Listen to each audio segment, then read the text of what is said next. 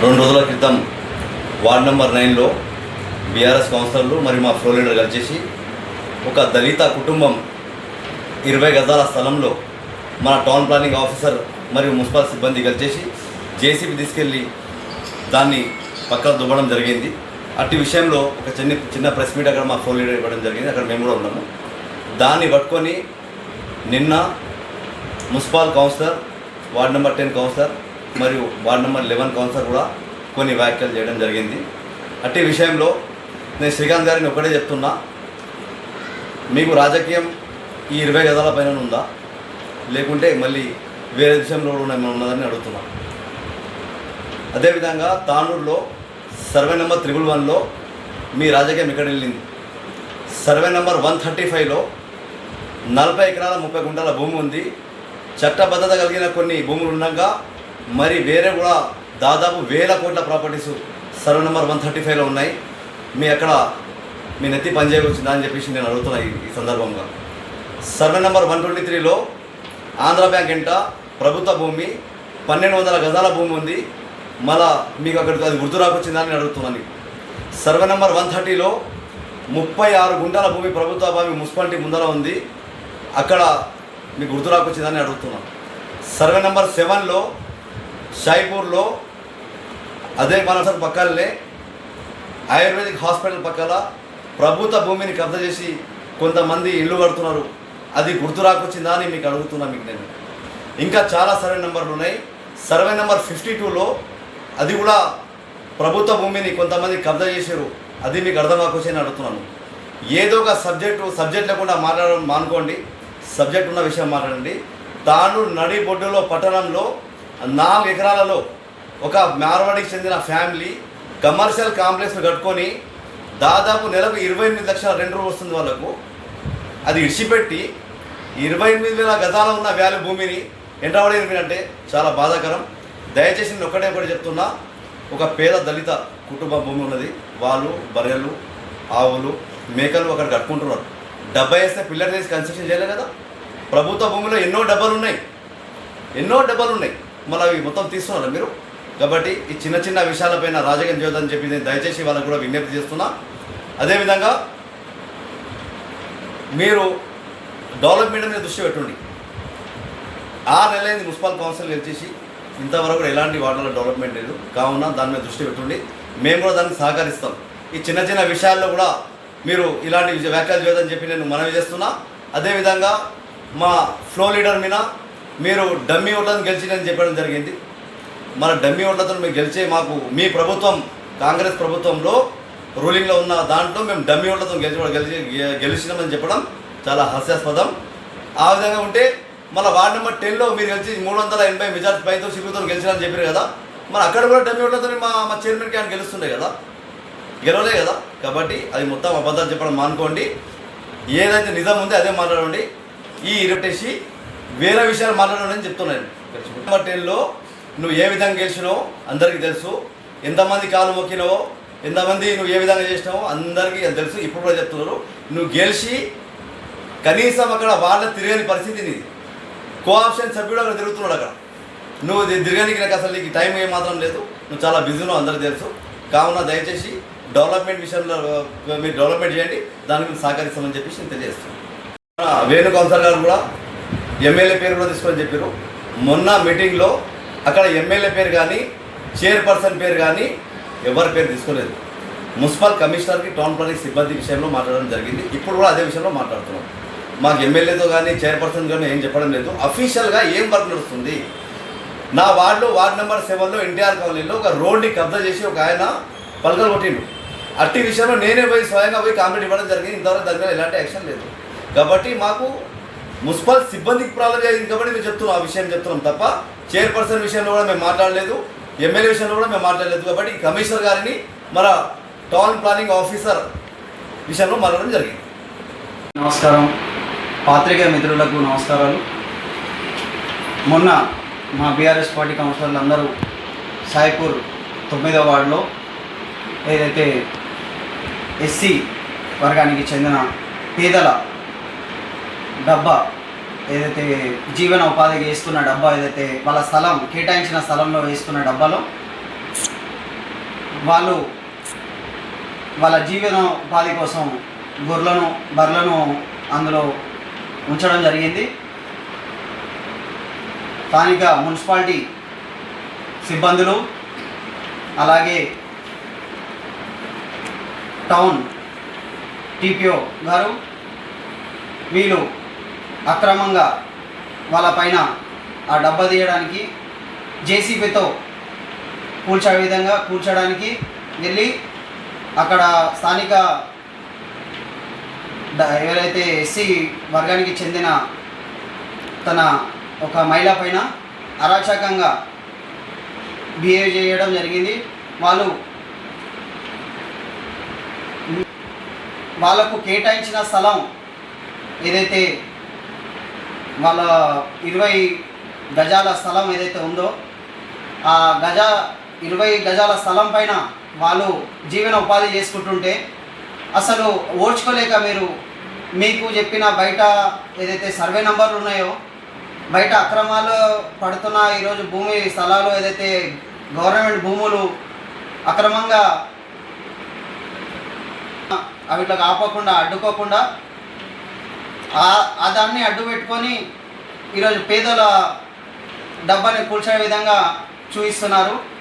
ఎందుకంటే BRS party కౌన్సిలర్లు అందరూ గవర్నమెంట్ స్థలాలను కాపాడాలి, గవర్నమెంట్ స్థలాలని ఎక్కడ పోకుండా ఎవరు కూడా అరాచకంగా దాన్ని కబ్జా గురి కావద్దనేసి బీఆర్ఎస్ పార్టీ అందరు కౌన్సిలర్లు వెళ్ళి కమిషనర్ గారికి మన టీపీఓ గారికి అందరికీ చెప్పడంతో వాళ్ళ దృష్టి ఏదైతే సర్వే నంబర్ 111 కానీ 130 సర్వే నెంబర్ కానీ 135 సర్వే నెంబర్ కానీ ఇవన్నీ వాళ్ళ దృష్టి గవర్నమెంట్ స్థలం అది ఉన్నదని చెప్తే ఆ గవర్నమెంట్ స్థలాన్ని కాపాడుకోవడానికి ఆ స్థలాన్ని అక్రమంగా కట్టడం అలాగే కట్టుకోవాలనేసి కట్టుకునే విధంగా మమ్మల్ని ప్రజల్లో తప్పుదోవ పట్టించేటట్టుగా సాయిపూర్లో ఉన్న 9వ వార్డులో ఎస్సీ కులానికి చెందిన స్థలంలో వాళ్ళ జీవనోపాధికి చేసుకుంటున్న దాని లోపల అక్రమంగా వీళ్ళు తప్పుదోవ పట్టిస్తున్న పబ్లిక్కి. కాబట్టి దయచేసి ఒక్కడే చెప్తున్నాం, బీఆర్ఎస్ కౌన్సిలర్ కానీ బీఆర్ఎస్ పార్టీ కానీ పేదల పక్షాన ఖచ్చితంగా ఎప్పుడు ఉంటుంది. పేదలకు న్యాయం జరిగేంత వరకు తప్పకుండా పోరాడతామని ఈ యొక్క ప్రెస్ మీడియా ద్వారా తెలియజేస్తున్నాం. నమస్కారం. మొన్న వార్డ్ నంబర్ 9లో నరేష్ అనే వ్యక్తి దాదాపుగా 40 నుంచి 45 సంవత్సరాల నుంచి అక్కడ కొద్ది ప్రభుత్వ స్థలం ఉంది లేదని కాదు, కాకపోతే ఆ భూమిని గత 40-45 సంవత్సరాల నుంచి ఆయన అక్కడ షెడ్ వేసుకొని ఉండడం జరిగింది. అయితే రీసెంట్గా కేవలం వ్యక్తిగత కారణాల వల్ల ఆయన టార్గెట్ చేసి ఆ డబ్బాని మళ్ళీ ఇబ్బందులకు గురి చేసి డబ్బాని తీయడం జరుగుతుంది. అయితే మేము డబ్బాని తీయకపోవడానికి కూడా మేము తప్పు పట్టట్లేదు, తీయండి సంతోషం, డబ్బాని మేమే దగ్గరుండి తీపిస్తాం, మా ఫ్లోర్ లీడర్ గారు దగ్గరుండి తీపిస్తాం. అంతకుముందు తాండూరులో చాలా సర్వే నంబర్లు మా కౌన్సిలర్లు చెప్పినట్టు 111 survey number, 130 survey number, 135 survey number, 123 survey number, 52 survey number, దీంట్లో చాలా రకాలుగా కబ్జాలు జరుగుతున్నాయి. 20 గజాల జాగా గుర్తుకొచ్చినప్పుడు 100 కోట్ల జాగా ఎందుకు గుర్తుకు రావట్లేదు? తాండూరు పట్టణ నడిఒడ్డున ఒక ప్రముఖ వ్యాపారి దాదాపు 4.5 ఎకరాలలో ప్రభుత్వ భూమిని ఆక్రమించి లీజ్ పేరు మీద తీసుకొని ఈరోజు లక్షల రూపాయలు కిరాయి తింటున్నాడు. మీకు ఆ దృష్టికి రాకొచ్చింది. 111 సర్వే నంబర్లో షటర్లు కట్టి కిరాయిలు అడ్వాన్స్ రుసులు చేసి కరెంట్ పర్మిషన్ మున్సిపల్ నుంచి లేకుంటే కూడా కరెంట్ పర్మిషన్ తీసుకొని మరి పర్మిషన్ లేకుండా కూడా కరెంట్ సప్లై ఇచ్చి డబ్బులు వసూలు చేస్తారు. దానిపైన ధ్యాస లేదు. ఫ్లోర్ లీడర్ గారు ఆ వార్డులో ఏదో పేద రైతున్నాడు, పేద వ్యాపారి ఉన్నాడని చెప్పి అది కూడా చెప్తే 4 కౌన్సిలర్ టైం తీసుకొని వచ్చి సంతోషం, మీరు ఇట్లా రెస్పాండ్ అయినందుకు ధన్యవాదాలు మీ 4 కౌన్సిలర్లకు. మేము ఒక విన్నపం మా తరఫున ఏంటంటే తాండూరులో ఇంకా చాలా ఉన్నాయి, పార్టీలకు అతీతంగా మీతో రావడానికి సిద్ధంగా ఉన్నాం, మీరు మాతో రావడానికి సిద్ధంగా ఉండండి. చాలా ఉన్నాయి కబ్జాలు, వాటిపైన మనం దృష్టి పెడదాం, ప్రభుత్వ భూమిని కాపాడదాం. మేము మళ్ళీ కూడా చెప్తున్నాం, మా ఫ్లో లీడర్ గారికి చెప్తాం, అక్కడ ఎవరైతే వ్యక్తి కబ్జా చేసినా ఆయన కూడా చెప్తాం, ఆ డబ్బా కూడా మేమే దగ్గరుండి తీపిస్తాం. కానీ దానికన్నా ముందు తాండూరులో రోడ్లపైన ఎన్ని ప్రభుత్వ భూములలో ఎన్ని డబ్బాలు అన్నీ మీరు తీయాలి. ఇప్పుడు దాదాపుగా మున్సిపాలిటీ ట్యాక్స్ ఎగ్గొట్టే డబ్బాలు ఉన్నాయి, షాపులు ఉన్నాయి, వాటన్నిటిని కూడా మీరు గమనించాలి. అంతేగాని ఏదో మారుమూలలో ఒకటి జరిగిందని చెప్పి మీరు ఇవ్వడం కరెక్ట్ కాదు. వ్యక్తిగతంగా అస్సలు పోకండి.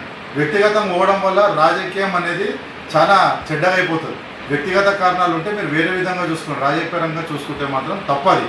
ఇంకో విషయం ఏంటంటే మా సోదరులు చెప్తున్నారు దొంగోట్లు వేసుకొని గెలిచిందని చెప్పి. మరి దొంగోట్లు వేసుకొని గెలిస్తే మీతో మీ 12 మంది మీ కౌన్సిలర్లను గెలిచినాం, అందరం దొంగోట్లు వేసుకున్నామా? మీరు 24 మంది గెలిచినారు, మరి రూలింగ్ గవర్నమెంట్ ఇండిపెండెంట్ అవి అని చెప్పి మీరు అందరు దొంగోట్లు వేసుకున్నారా? ప్రజాస్వామికంగా ప్రతి ఒక్క ప్రజలు మాకు ఇష్టపడి మమ్మల్ని ఎన్నుకున్నారు.